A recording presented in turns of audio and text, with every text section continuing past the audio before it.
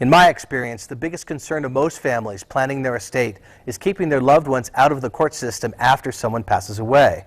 By far, the most effective way to achieve this goal is using a revocable living trust to avoid the court system.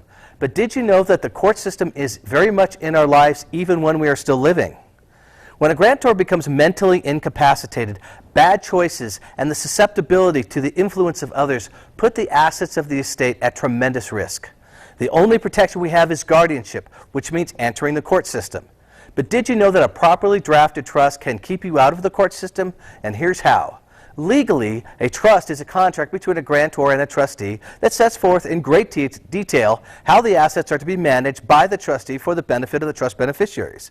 A well-drafted trust will address a situation where a grantor or a trustee is suffering from mental incapacity and will outline the procedures for removing the trustee when such an event occurs. For example, the trust can set forth an objective definition of when someone should be considered incapacitated, and nominate a panel of loved ones to decide when that line is crossed.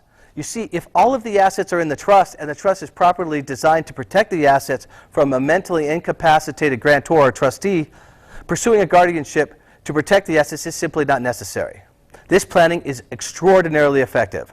So I invite everyone to take a look at your trust to see if this very critical issue has been addressed.